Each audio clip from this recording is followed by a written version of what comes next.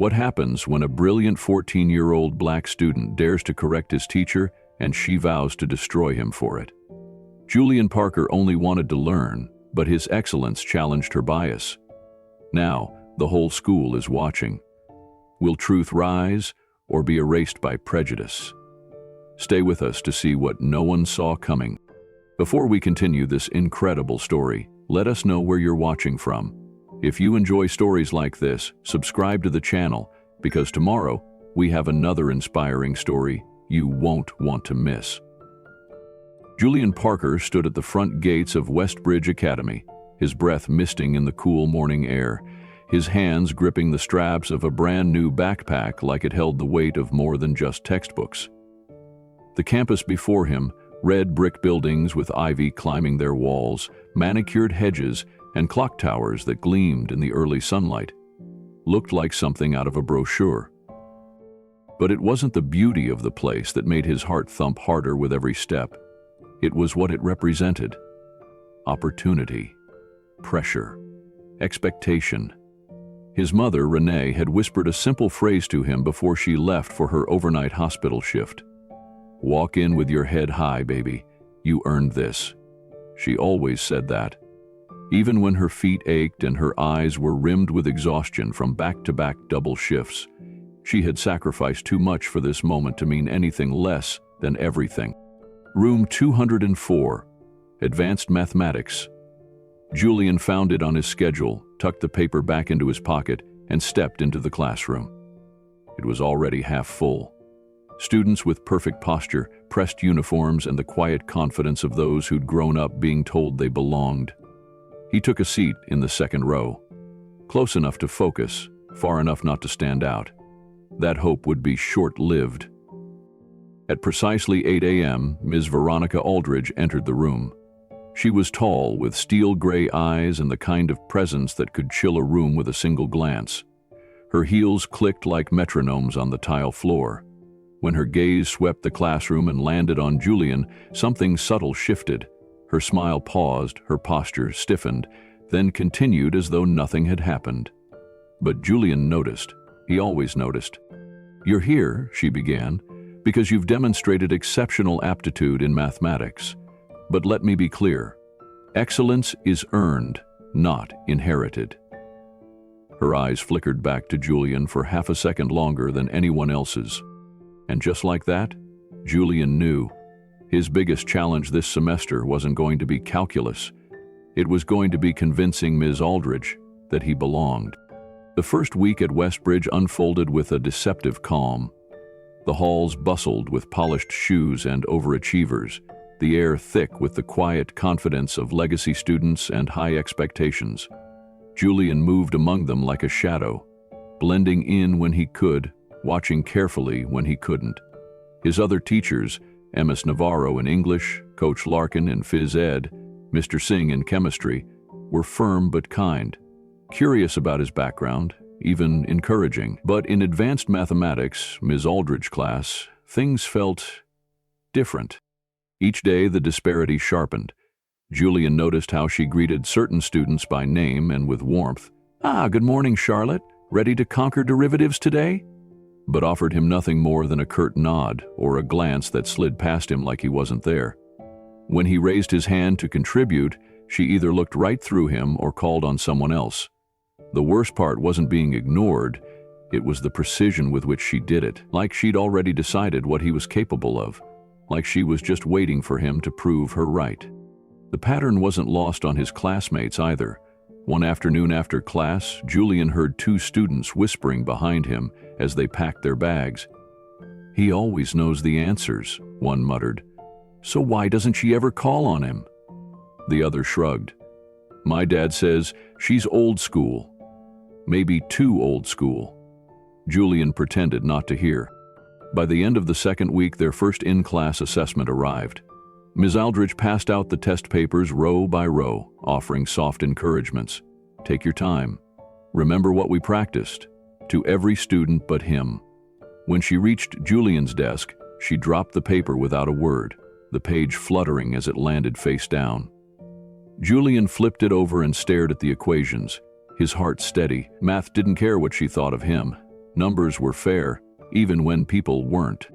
That night, over a quiet dinner of rice and vegetables, Renee Parker noticed the tightness in her son's jaw, the silence behind his eyes. "How was school?" she asked, wiping her hands on a dish towel. Julian hesitated, then shrugged. "It was fine."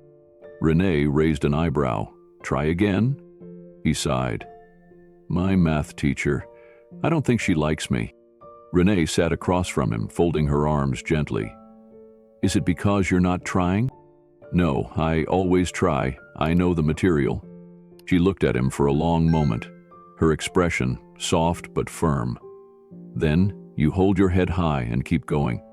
Like your grandfather used to say, excellence can be ignored for a while, but not forever. You let your brilliance speak louder than her bias." Julian nodded, the weight in his chest loosening slightly. That night, as the city lights flickered outside his bedroom window, Julian pulled out his math textbook. Not because he had to, but because he wanted to. He would prove himself the only way that mattered, by being undeniable. The following Tuesday began like any other. Gray clouds hanging over Westbridge, the hallways buzzing with half-finished conversations and test anxiety. In advanced mathematics, Ms. Aldridge launched into a lesson on quadratic equations, her chalk slicing across the board with mechanical precision. Julian sat silently in the second row, pen poised, eyes sharp. He followed every step of the equation, but the moment her chalk halted on the third line, he saw it. A sign error, minor on the surface but critical, the kind that would derail anyone trying to follow it. He blinked, looked again. No doubt about it. He hesitated. His stomach turned as he glanced at his classmates. No one else had noticed.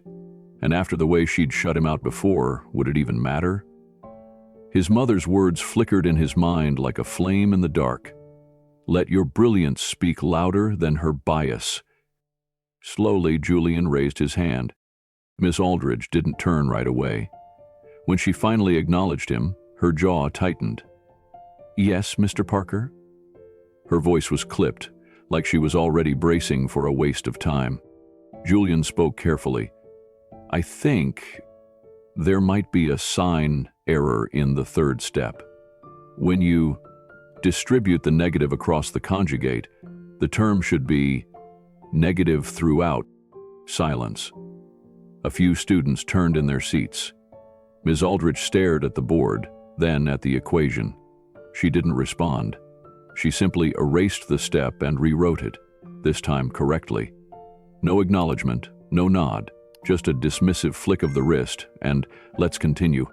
Julian didn't show it, but inside, a strange pride stirred. He knew what he saw. He said what needed saying. That had to count for something. Later that afternoon, Julian retreated to the library, his sanctuary. In a quiet corner by the windows, he opened a book on advanced calculus, borrowed from the local library last weekend. He was halfway through a complex integration problem when a shadow fell across his desk. That's not freshman-level math. Julian looked up. A tall man in a worn brown blazer stood beside him, his salt and pepper hair tousled, his eyes scanning the page. Mr. Elijah Brooks, Westbridge's longtime science teacher, known more for his intellect than small talk. "No, sir," Julian replied. I like to work ahead." Mr. Brooks pulled up a chair without asking. "You're not just working ahead. You're thinking ahead. That's rare." He studied Julian's solution with a kind of attention that felt more like recognition than inspection. "You've got the right answer and the right approach." For the next 30 minutes, the two discussed math, science, and the quiet joy of problem solving.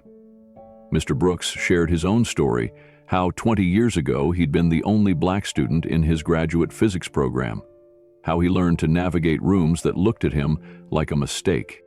"I see you have Miss Aldridge," he added casually. Julian nodded, careful not to betray too much. Mr. Brooks's eyes sharpened. "You're not imagining things." Then, softly, "My door's always open." Julian didn't say much after that. He didn't need to. For the first time at Westbridge, someone saw him, and it made all the difference. By the end of the week, word of Julian's quiet correction in class had started to circulate. A few students whispered in the hallways, some nodded at him in passing. Most didn't say anything outright, but something had shifted. His presence was no longer invisible. Even in Ms. Aldridge's classroom, there was a new kind of tension, the kind that came when a teacher realized the class was watching her just as closely as she watched them. That Friday, Ms. Aldridge announced a pop quiz with barely a moment's notice. A few groans escaped the class, but Julian just opened his notebook and got to work. Each problem felt familiar. He'd solved similar ones in the evenings while his mother napped between shifts. Halfway through the quiz, he noticed Ms. Aldridge standing behind his desk, arms folded, watching him. Her eyes didn't leave his paper for several minutes. He didn't flinch. He didn't look up. He simply finished his work, double-checked every answer, and turned it in with steady hands. When he opened the email that evening and saw the score, 100%, no errors, he didn't cheer. He just smiled quietly to himself and closed the laptop. He didn't need the applause. The work spoke for itself. By Monday morning, the freshman class was buzzing. A few students congratulated him in the hallway, and in the cafeteria, a soft-spoken girl named Emily Zhao approached him. "Hey," she said, brushing her hair behind her ear, "I heard you aced Ms. Aldrich's quiz. Could you maybe help me study? I'm totally lost on complex numbers." Before Julian could respond, a familiar voice cut through the air. Ms. Aldridge, passing behind them, spoke without even looking. "Ms. Zhao, I suggest you find a more reliable study partner. Some students have creative ways of achieving their scores." The words dropped like a stone into the room. Emily's brow furrowed. Julian stood still, not out of fear, but focus. "I'd be happy to help, Emily," he said, loud enough for Ms. Aldridge to hear. "Math is always better when we learn together." The teacher didn't respond, but her silence said enough. Later, in the library, Julian found himself joined by 3 students. They came with questions and trust. Mr. Brooks passed by, paused at the table, and smiled. "You're doing more than solving problems now," he said. "You're building something." Julian didn't say it out loud, but he felt it. He wasn't just earning his place anymore. He was claiming it. What started as a quiet library conversation between Julian and Emily soon blossomed into something bigger. By the second week, their small study table had grown into a circle of 8. Students brought textbooks, scribbled notes, and even snacks, meeting after school 3 times a week. Julian wasn't trying to lead anything, but leadership has a way of finding those who do the work without asking for praise. He explained math the way he wished it had been taught to him, clearly, patiently, and without judgment. Mistakes weren't punishable, they were puzzles waiting to be solved. And word spread fast, but not everyone saw this growth as something to celebrate. Miss Aldridge's demeanor, already icy, turned glacial. She started returning Julian's assignments marked with nitpicky criticisms. "Clarify your notation, be more concise," even when his steps were crystal clear. More than once, he'd show the same work to Mr. Brooks, who would frown and say, "There's nothing wrong here." In class, she'd linger behind his desk longer than anyone else's, her gaze sharp, her tone clipped. Then came the midterm. The day was gray, the kind of morning that felt heavy before it even began. Ms. Aldridge swept into the room with a stack of graded papers clutched tightly in her hands. "Overall," she announced, "the results were acceptable, though some scores were suspiciously high." A few students exchanged glances. She handed papers back row by row, her expression unreadable. When she reached Julian, she didn't hand it to him. She dropped it, face down. The sound made a few heads turn. Julian flipped it over. Another perfect score. But this time, there was a note scrawled across the top in red ink. "See me after class." The rest of the period dragged like wet cement. He could feel eyes on him. Emily's worried glance from across the room, the shift in posture from his peers. When the final bell rang, he stayed seated as the room emptied. Ms. Aldrich closed the door behind the last student and turned to him with a smile that didn't reach her eyes.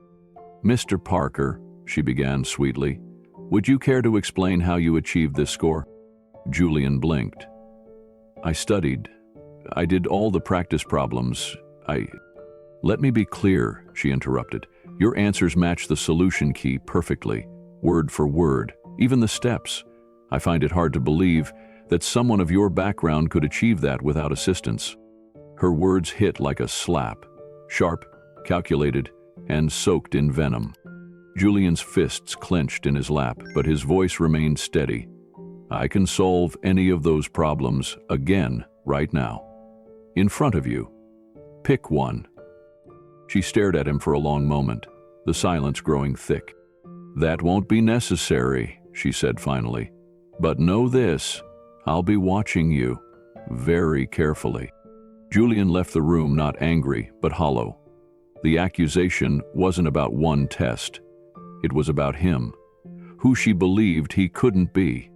But as he turned the corner, Emily was waiting. "That's completely unfair," she said, her voice tight. He gave her a tired smile.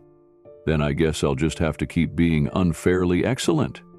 It happened on a Wednesday. The air was brittle with the first hints of winter, and tension hung in Ms. Aldrich's classroom like fog. She stood at the board working through a complex problem on parametric equations, her chalk tapping in rhythm, her voice steady, her back to the class. Julian sat silently in his usual seat, tracking every line, every variable. And then, just like before, he saw it. A critical misstep, a negative derivative applied incorrectly, altering the entire path of the equation. He glanced around. No one else seemed to notice. The urge to stay quiet pulsed inside him. After all, he knew the consequences. But something stronger rose. The integrity of the subject he loved. Math wasn't just numbers. It was truth. And letting an error stand unchallenged would mean betraying that truth. Julian raised his hand. Aldrich continued writing, ignoring him. He kept his hand up.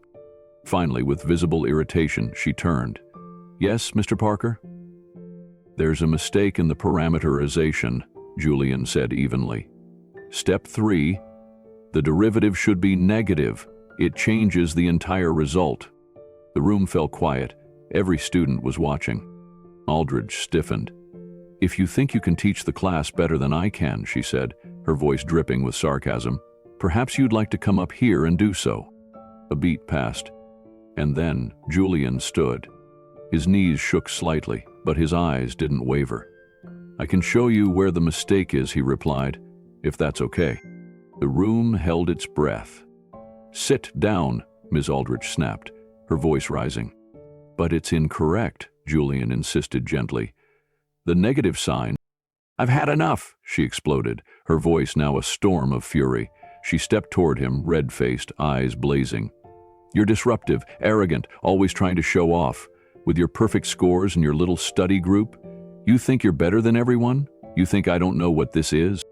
Julian stood frozen, his back straight, his heart pounding. "You're a fraud," she hissed, "and I will prove it. You will fail, and I will make sure of it." Silence. The kind of silence that freezes a room. Julian inhaled slowly. Then, with clarity and calm, "The derivative is negative because the curve moves clockwise. I can prove it using the chain rule." He turned, walked back to his desk, picked up his books. And before leaving, he turned one last time. "The error is still on the board," he said quietly. "It's going to confuse the others." Then, with the softest click of the door, he was gone. Julian didn't run. He walked straight to Mr. Brooks' classroom, now empty. He sat at a desk, and only then did his hands begin to shake. Only then did the enormity of it hit him. 15 minutes later, Mr. Brooks walked in, led by Emily, her face pale with concern. "She told me what happened," he said, sitting beside Julian. "You know this isn't over, right?" Julian nodded, his voice hoarse. "So, what do I do now?" Mr. Brooks looked him in the eye. "Now," he said, "we fight smart." The night after the confrontation, Julian barely slept.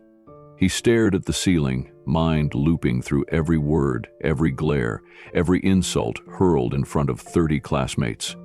Fraud. Show off. You'll fail. The phrases echoed louder in the dark than they had in the classroom. But beneath the ache was a quiet fire that refused to go out. Not rage, resolve. At breakfast, Renee noticed the silence. She said, "What?" Her voice was soft but shaking as Julian recounted everything. He waited for her to explode. But instead, she got up, walked to a drawer, and returned with an old black and white photo. A man in a crisp suit stood in front of a factory, his expression strong, his posture proud. "Your grandfather," she said. "First black engineer at Thompson & Wells. Every day for 3 years they checked his work 3 times. Triple scrutiny, hoping to catch him slipping." Julian's eyes didn't leave the photo. "They never did," she added. "He used to say, 'Excellence is the one language bigotry can't speak.'" Julian swallowed the lump in his throat. She leaned in. "Baby, sometimes we're not fighting for just ourselves. Sometimes we're fighting for every kid who comes next." That afternoon, he registered for the state mathematics competition. He knew it wouldn't fix the situation, but it would focus him. With Mr. Brooks' help, he built a meticulous plan. 1 part damage control, 1 part elevation. Principal Merrick was informed, meetings were scheduled. Every quiz, every homework page, every feedback comment from Ms. Aldridge, he documented it all, neatly filed in a binder that now traveled with him like armor. But more than that, he expanded the study group. No longer just a few students crowded around a table. It now spilled into Mr. Brooks' room. They rearranged desks, shared resources, and reviewed practice problems with new purpose. Students from other classes started joining too, drawn by curiosity and Julian's calm way of explaining the intimidating. One afternoon, Emily handed Julian a folded article she'd printed. "Katherine Johnson, the hidden genius behind NASA's moonshot." She smiled. "She reminded me of you." Julian pinned it inside his locker. Not for pride, for purpose. Because he understood now, this wasn't just about surviving Miss Aldridge's class. This was about changing the narrative. For himself, for others, and for everyone who came next. By December, the study group wasn't just a study group anymore, it was a movement. What began as a quiet circle of classmates now stretched across grade levels. Students from AP Physics, Algebra 2, and even Geometry were showing up after school, crowding into Mr. Brooks' room with calculators, notebooks, and wide eyes. Some came for help, others came just to listen. But all left changed. Julian, once the quiet kid in the second row, had become something else entirely, a reference point. When a difficult problem stumped an entire class, someone would whisper, "Ask Julian, he broke that down last week." His sessions were filmed with Mr. Brooks' permission and shared through private links. Soon, even students from other schools were reaching out. The videos spread fast, first through text messages, then through group chats, and finally to a school-wide academic page titled "Numbers Don't Lie, Peer Learning" by Julian Parker. And still, Ms. Aldridge said nothing. She didn't mention the videos, didn't acknowledge the growing crowds, but her silence was louder than her lectures. One Thursday, as Julian walked to class, he overheard her in the hallway, speaking to a colleague. "We're creating a culture of coddling," she muttered. "It's not real learning, it's performance disguised as understanding." Julian kept walking. He wasn't surprised. He was just tired. That day in class, she returned their weekly assessments. Julian's paper came back with a red comment scrawled in the corner. "Work unclear. See me." The problem? His steps were nearly identical to the example in their textbook. But he didn't argue. He simply made a copy, stapled it to a typed explanation, and added it to his binder. He was done playing defense. Later, Emily caught up with him in the cafeteria. "You ever get tired of proving yourself?" Julian looked at her, then around the room. Dozens of students who once avoided math now carried notebooks filled with color-coded formulas and sticky note reminders. Some even smiled at the sight of a new equation. He nodded. "Yeah, but I'm not just proving myself anymore." She smiled. "You're proving what's possible." Still, not everyone was clapping. One anonymous email had been sent to the administration. Is it appropriate for one student to be influencing the curriculum so heavily?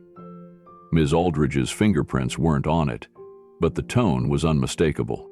Principal Merrick didn't tell Julian, but Mr. Brooks did. "Let them whisper," he said with a shrug. "You keep building." And Julian did, because no matter how loud the resistance, the impact was louder.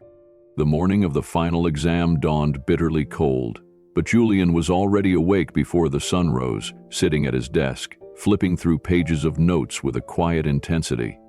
Not out of panic, but precision. This wasn't just a test, it was the test. The final exam counted for nearly half their grade, but for Julian Parker, it held more weight than any number printed on a transcript. It was the culmination of months of restraint, study, quiet defiance, and unapologetic excellence. Downstairs, Renee had taken the day off from the hospital for the first time in months. She made French toast and left a note on the plate. "You've already won, but go finish the sentence." Julian read it, tucked it into his pocket, and walked to school with a sense of stillness in his chest, not fear, but readiness. Westbridge buzzed with nervous energy. Students huddled by lockers, flipping through flashcards and whispering formulas. But what caught Julian's eye was the presence of 3 sharply dressed adults standing outside Ms. Aldridge's classroom. Members of the school board. They were early, waiting, observing. Principal Merrick stood nearby, his expression unreadable. Inside the classroom, desks were spaced farther apart. A clipboard sat on Ms. Aldridge's desk. Mr. Peterson, the observing teacher, sat in the back, pen in hand. The room felt less like a classroom and more like a stage. Julian took his seat, second row like always. Emily smiled at him from across the aisle. "You ready?" she whispered. Julian gave a quiet nod. "Let's do this." Ms. Aldridge entered precisely on time, her heels clicking like punctuation against the tile. She didn't make eye contact with anyone as she passed out the exams. When she reached Julian's desk, her hand trembled slightly. He saw it.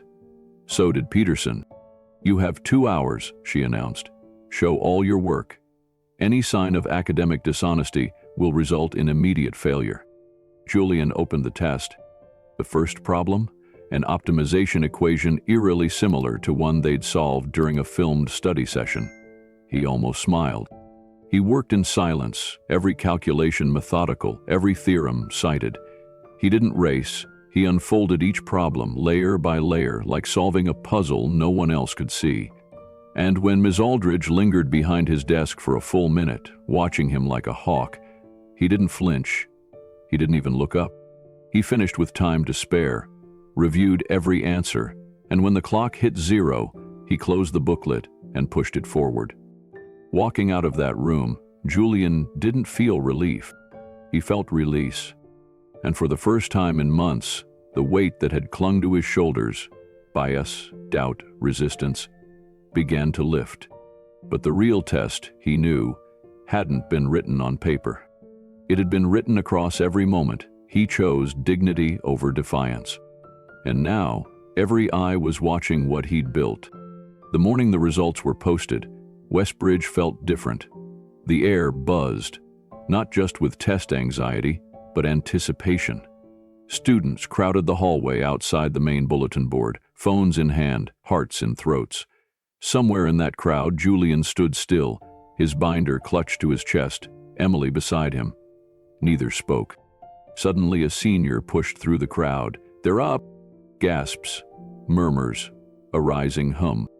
Then a voice rang out from the middle of the pack. "Yo, Julian Parker! Perfect score, top of the class." The hallway erupted, not in chaos, but something more powerful, recognition. Students turned to look at Julian. Some clapped. A few shouted his name. He didn't raise his hands, didn't bask. He just closed his eyes for 1 second and exhaled. The storm had passed. He was still standing. Mr. Brooks appeared through the crowd, his face lit with quiet pride. "Not just the highest score in the class," he said softly, "but the highest in Westbridge's history." Julian blinked. "Seriously?" Brooks nodded. "Seriously." That same afternoon, Principal Merrick held an emergency faculty meeting. It wasn't just Julian's score that had caught the board's attention. It was the performance jump across multiple classes, all linked back to one source: Julian's study sessions. It was undeniable. It was on video. It was being replicated across the district. But not all attention was celebratory. In a closed-door meeting with Ms. Aldridge, the board reviewed her grading patterns. A pattern emerged: clear, documented, and damning. Disproportionate penalties, inconsistent feedback, students of color scoring significantly lower without objective justification. The evidence Julian had gathered, his assignments, the red-marked errors, the filmed corrections, told a story she could no longer silence. That Friday, an announcement rippled through the halls. Miss Aldridge had submitted her resignation. Some students cheered, others were silent. Julian? He simply nodded once and moved on. Not out of bitterness, but balance. This had never been about revenge. It had always been about truth. And now, with the truth finally visible to everyone, Julian Parker didn't need to say a word. His work had already done the talking. This story reminds us that brilliance knows no boundaries, and bias, no matter how deeply rooted, can be dismantled not through confrontation, but through consistent excellence. Julian Parker's quiet strength, guided by legacy and fueled by purpose, teaches us that the most powerful revolutions don't always shout, they solve. In today's world, where prejudice can still lurk behind polished titles and closed classroom doors, stories like Julian's matter more than ever. They challenge us to listen differently, lead courageously, and lift others as we rise. If this journey moved you, if it reminded you of someone who refused to be underestimated, then don't let the story end here. Like this video, subscribe to the channel for more true-to-life tales of perseverance and purpose, and share it with someone who needs a reminder. Excellence doesn't whisper, it echoes.